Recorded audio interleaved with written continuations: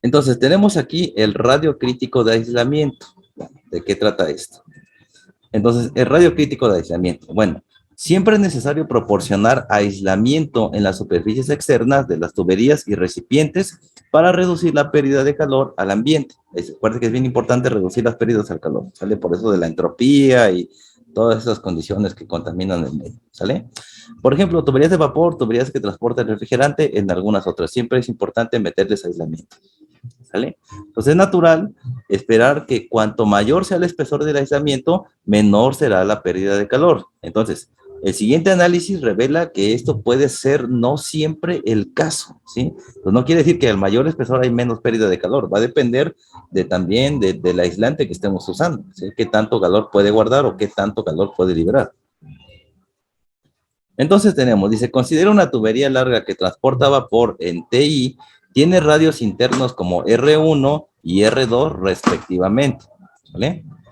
Entonces, está envuelto en un aislamiento de conductividad térmica K2 a un radio 3, ¿sale? Obviamente va a existir un K1 y también va a existir un K2, ¿sale? Que tenemos aquí. El K1, pues pertenece a la primera zona, que es la tubería, y la K2 está representada por el aislamiento, ¿sale?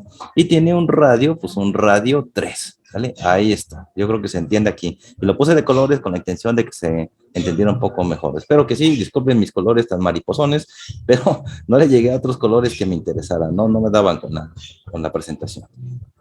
Dice entonces, sea H sub 0 el coeficiente de transferencia de calor en el radio 3. H sub 0 es el coeficiente de transferencia de calor en el radio 3. ¿Sale? Y luego tenemos que la superficie exterior está expuesta en el entorno convectivo, es decir, en el ambiente en T sub 0. ¿Sale? Entonces, sea H sub I el coeficiente de transferencia de calor en la superficie interior. Entonces ahí tenemos los coeficientes de transferencia de calor para la zona externa y para la zona interna, ¿sale? Ahí está. Entonces, la tasa de transferencia de calor viene dada por la siguiente expresión. Q es igual a 2 pi L por la temperatura en I menos la temperatura en O, vamos a decirlo así. La temperatura interna y la temperatura externa para que se entienda mejor. Por eso es que tienen I y O, porque están expresadas en sus siglas en inglés. Temperatura interna y temperatura externa, ¿sale? Dividido entre 1 por R1 por el coeficiente en I, que es la parte interna, más el logaritmo natural de R2 entre R1 sobre la conductividad térmica en 1, que es la tubería, más el logaritmo de R3 entre R2 entre la conductividad térmica del aislamiento, ¿sí? Eso más 1 entre R3 por el coeficiente que tenemos aquí de transferencia de calor, ¿sale? Esta va a ser la expresión para la tasa de calor de estas condiciones, ¿sale? Ahí está. Entonces, cuando Q se grafica como una función del radio 3, manteniendo constantes los otros parámetros, pasará por un máximo para un cierto valor de R3. Este valor se denomina radio crítico. Entonces, radio crítico es este que tenemos aquí, ¿vale? Ojo, porque en los problemas de la tarea viene algo que te pide así del radio crítico, ¿sale? Entonces podemos expresar esto también de esta manera. La conductividad térmica va a ser igual, perdón, la transferencia de calor va a ser igual a la temperatura interna menos la temperatura externa entre 2 por pi por L multiplicado por 1 entre R1 por el coeficiente interno más el logaritmo natural de R2 entre R1 sobre la conductividad más el logaritmo natural de R3 entre R2 por la conductividad en el punto 2 más 1 entre R3 por el coeficiente de la parte externa, ¿sale? Ahí está esta ecuación. Entonces tenemos esta ecuación y tenemos esta ecuación que está aquí. Las dos sirven de la misma manera y nos van a dar más o menos el mismo valor, ¿sale? Simplemente son los ajustes que estamos haciendo aquí. Acuérdate de esos ajustes que hacemos. Este lo podemos pasar a la parte de abajo y bueno, hacer muchas cosas más de ajustes en esta ecuación. Entonces tenemos esta expresión y tenemos esta expresión que está aquí, ¿sale? Y bueno, sabemos que R es la sumatoria de todo esto. Ah, caray, se pasó de lanza, ¿no? Esto es R1, R2, R3, y ahí nos vamos, ¿no? Entonces, R es la sumatoria de todo esto. Entonces, si todo esto es R, yo puedo cambiar esta expresión como esto entre R, de esa manera, ¿sale? Entonces, en esta ecuación, Todos los parámetros, excepto el radio exterior del aislamiento, se consideran constantes porque solo R3 depende del espesor del aislamiento, ¿sale? Todos los demás son las variables R, ¿vale? Bien, entonces el valor del radio crítico, es decir, R3, se obtiene diferenciando R. Sí, ya sabes que R es la suma de todas las R's con respecto a R3 e igualándolo a cero, es decir, minimizando el denominador mientras el numerador se mantiene constante, ¿sale? Y entonces tenemos esta expresión, esto es R, o la sumatoria de R's es igual a esta parte, la parte del denominador. ¿Dónde estaba esto?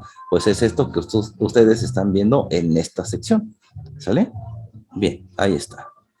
Entonces, decíamos que hay que diferenciar a R con respecto a R3. Entonces, hacemos esa diferenciación y decía que esto teníamos que igualarlo a cero. Entonces, va a ser igual a cero. Entonces, esto es igual a cero y esto es igual a todo esto que está aquí, ¿sale? Ahí está. Ten en cuenta esto que está aquí, ¿sale? Bien, ahora, ya que tengo esta expresión, me podría quedar con que cero es igual a esto que está aquí o con esto que es igual a esto que está aquí, ¿sale? Entonces nos queda la expresión de esta manera. Entonces, simplificando la expresión, quitando estos ceros y simplificando esta parte de acá, pues tenemos solamente esta expresión. Lo que pasó aquí es que simplificamos la expresión. Entonces, sacamos todo lo que tenía que ver con R3. Ahí está. Aquí, si yo quito esta, aquí me queda 1. Si yo quito que aquí me queda 1 y me queda solamente R3. Hacemos una simplificación de ecuaciones y aquí de la misma manera. ¿Sale? Entonces me queda esta expresión, quito los ceros, vamos a quedarnos de esta manera. Esta es la misma, nada más la copié para seguir el hilo, ¿sale?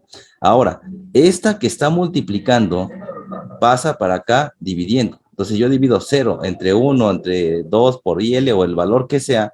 Si yo divido 0 entre lo que sea, el resultado es 0. Entonces solamente me va a quedar esta parte que está aquí. Por eso es que me quedo aquí. No crean que nada más agarré esto y le igual a 0. No, esto pasó de este lado dividiendo, por lo cual se hizo 0. Y después esta igualdad o esta diferencia, pasé este hacia el otro lado para que me quedara de esta manera. Después este de aquí lo pasé para acá multiplicando y este que está multiplicando lo pasamos para acá. De esa forma, mira. Y después seguimos simplificando. Dijimos, aquí tenemos al cuadrado, quitamos 1 y me queda de esta manera. Y ahora simplemente despejo aquí R3. Para despejar R3, esta de aquí va a pasar para acá multiplicando y esta de aquí va a pasar por acá dividiendo. Y esto entonces va a ser igual al radio crítico. El radio crítico es igual al coeficiente del aislamiento entre el coeficiente de transferencia de calor en la zona externa. ¿Sale? Ahí está, eso es el radio crítico. Así de simple, ¿sale? Entonces, ¿qué expresión vas a poner tú en tu formulario? Pues vas a poner que el radio crítico es igual al coeficiente del aislamiento entre el coeficiente de transferencia de calor. En esta parte, porque lo estamos viendo como el K2. O de manera general, coeficiente de conductividad, perdón, la conductividad térmica entre el coeficiente de transferencia de calor. Ahí está. Ese es el radio crítico, ¿vale? Y así de simple. Aquí me dice que K es igual a K2 y es la conductividad térmica del material aislante, lo que estaba yo diciendo hasta este momento, lo que está en rosita para que se entienda mejor, ¿sale? Ahí está. Y H, pues H es igual a H0, es el coeficiente de transferencia de calor por convección en la superficie exterior del aislamiento. Ahí está. ¿Listo? ¿Viste? Ahí está. ¿Ya viste que no es complicado? Está sencillo. Y entonces, para el radio crítico, pues tenemos esta expresión que estás viendo aquí. ¿Sale? Y esto, bueno, es la pérdida máxima de calor, ¿sale? Ahí está. Simple, papita, ¿no? Entonces, si el radio crítico del aislamiento es mayor que el radio exterior de una tubería o un contenedor, entonces el espesor de aislamiento hasta el radio crítico, es decir, agregar aislamiento hasta el radio crítico, aumentará la pérdida de calor en la tubería. Ojo con esto, ¿no? Esto es bien importante. Otra vez, si el radio crítico del aislamiento es mayor que el radio exterior de la tubería o contenedor, entonces el espesor de aislamiento hasta el radio crítico, es decir, agregar aislamiento hasta RC, o sea, hasta el punto del radio crítico, aumentará la pérdida de calor en la tubería. Mucho ojo. Si aumenta la pérdida de calor, ¿qué quiere decir? Que ese calor se está liberando hacia la parte de afuera. Entonces, mucho cuidado con eso. Entonces, la adición de aislamiento a partir de entonces reducirá la pérdida de calor en la tubería, ¿sale? Entonces, entre más aislamiento pongamos y quede pues de mejor forma y bien puesto, pues va a evitar que la temperatura de la tubería pues se enfríe, ¿verdad? Entonces, por otro lado, cuando el radio crítico de aislamiento es menor o igual a que el radio exterior de la tubería o contenedor, La adición de aislamiento reducirá inmediatamente la pérdida de calor en la tubería. Entonces tengan bien en cuenta esto de aquí. En su formulario, si quieren, pongan esas notas para las condiciones cuando empiecen a trabajar en problemas. ¿Vale? Bien. Es decir, si el radio exterior de una tubería o un contenedor es mayor que el radio crítico, entonces cada capa de aislamiento proporcionada, reducirá la pérdida de calor y viceversa hasta el radio crítico, o sea, hasta lo que tú ves aquí como R3, ¿sale? Ahí está. Entonces, la tasa de flujo de calor se rige por lo siguiente. Tenemos la resistencia térmica de aislamiento, que va a ser expresada por esta parte de aquí. Esto es R, para que no te pierdas, ¿sale? Logaritmo natural de R3 entre R2, entre 2 pi L K2, ¿sale? Esto es R, ¿ok?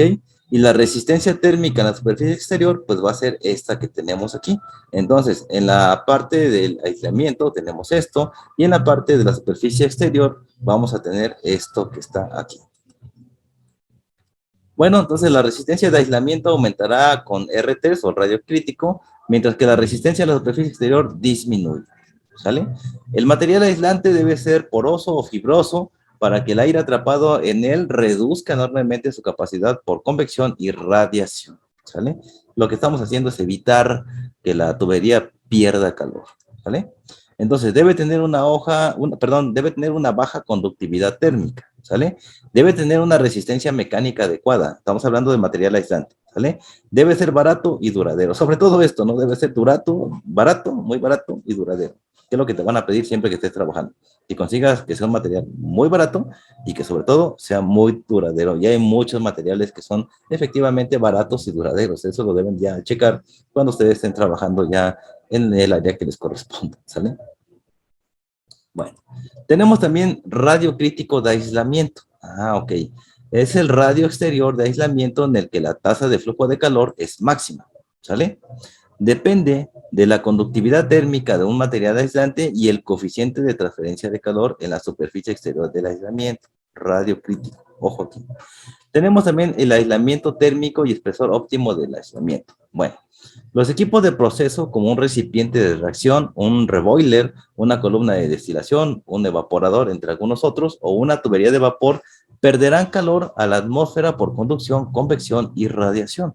En tales casos, la conservación de calor, que suele ser por el vapor y el carbón, es una necesidad económica. Acuérdate que siempre nos interesa saber los kilogramos de vapor, porque ese vapor me sirve de energía para otro proceso, ¿sale?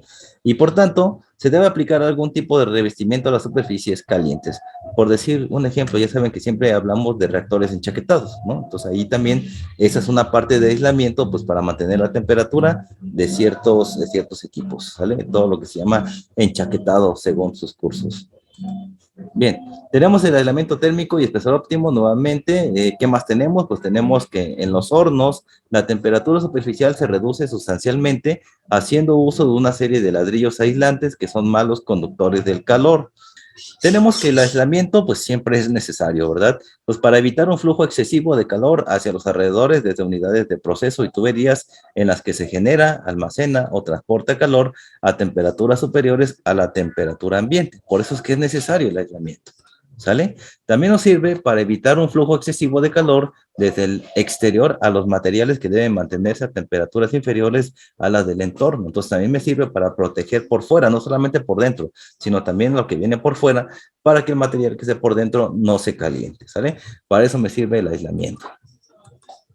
Bueno, también me sirve para brindar protección al personal contra daños en la piel a través del contacto con superficies muy calientes y muy frías. Entonces siempre es importante aislarlo porque puede pasar a alguien y a lo mejor le da un shock térmico, podríamos incluso hasta matar a una persona por esas condiciones. Entonces mucho cuidado con eso y por eso es que siempre tienen que estar protegidos todos los materiales, ¿sale?